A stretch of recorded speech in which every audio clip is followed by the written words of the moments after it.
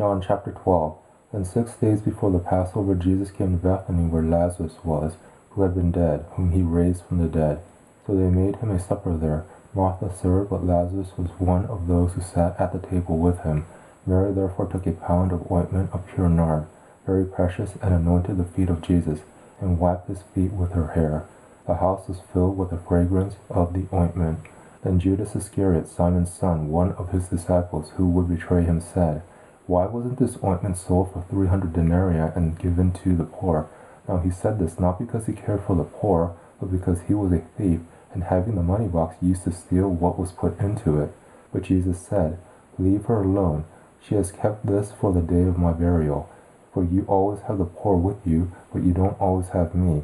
A large crowd therefore of the Jews learned that he was there, and they came, not for Jesus' sake only, but that they might see Lazarus also, whom he had raised from the dead. But the chief priests conspired to put Lazarus to death also, because on account of him many of the Jews went away and believed in Jesus. On the next day a great multitude had come to the feast. When they heard that Jesus was coming to Jerusalem, they took the branches of the palm trees and went out to meet him and cried out, "Hosanna! Blessed is he who comes in the name of the Lord, the King of Israel." Jesus, having found a young donkey, sat on it, as it is written, "Don't be afraid, daughter of Zion, behold, your king comes, sitting on a donkey's colt." His disciples didn't understand these things at first, but when Jesus was glorified, then they remembered that these things were written about him, and that they had done these things to him. The multitude therefore that was with him when he called Lazarus out of the tomb and raised him from the dead was testifying about it. For this cause also the multitude went and met him, because they heard that he had done this sign. The Pharisees therefore said among themselves, "See how you accomplish nothing. Behold, the world has gone after him." Now there were certain Greeks among those that went up to worship at the feast. These therefore came to Philip, who was from Bethsaida of Galilee, and asked him, saying, "Sir, we want to see Jesus." Philip came and told Andrew, and in turn Andrew came with Philip, and they told Jesus. Jesus answered them, "The time has come for the Son of Man to be glorified.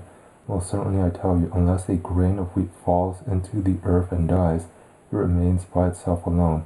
But if it dies, it bears much fruit. He who loves his life will lose it.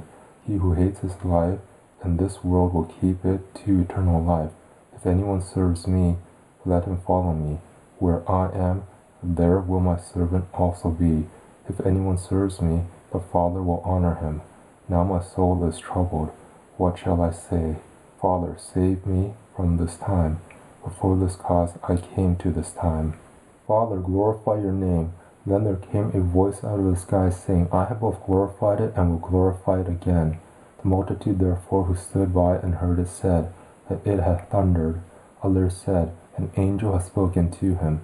Jesus answered, "This voice hasn't come for my sake, but for your sakes. For this is the judgment of this world. Now the prince of this world will be cast out, and I, if I am lifted up from the earth, will draw all people to myself." But he said this, signifying by what kind of death he should die. The multitude answered him, "We have heard out of the law that the Christ remains forever. How do you say the Son of Man must be lifted up? Who is this Son of Man?" Jesus therefore said to them, "Yet a little while the light is with you. Walk while you have the light, that darkness doesn't overtake you. He who walks in the darkness doesn't know where he is going. While you have the light, believe in the light, that you may become children of light." Jesus said these things, and he departed and hid himself from them. For though he had done so many signs before them, yet they didn't believe in him, that the word of Isaiah the prophet might be fulfilled, which he spoke, "Lord, who has believed our report? To whom has the arm of Yahweh been revealed?" For this cause they couldn't believe, for Isaiah said again, "He has blinded their eyes, and he hardened their heart, lest they should see with their eyes and perceive with their heart, and would turn, and I would heal them." Isaiah said these things when he saw his glory and spoke of him. Nevertheless, even of the rulers many believed in him, but because of the Pharisees they didn't confess it, so that they wouldn't be put out of the synagogue, for they loved men's praise more than God's praise. Jesus sighed out and said, "Whoever believes in me believes not in me, but in him who sent me. He who sees me sees him who sent me. I have come as a light into the world, that whoever believes in me may not remain in the darkness. If anyone listens to my sayings and doesn't believe, I don't judge him, for I came not to judge the world, but to save the world. He who rejects me and doesn't receive my sayings has one who judges him. The word that I spoke, the same will judge him in the last day. For I spoke not for myself, but the Father who sent me. He gave me a commandment, what I should say and what I should speak. I know that his commandment is eternal life. The things therefore which I speak, even as the Father has said to me, so I speak.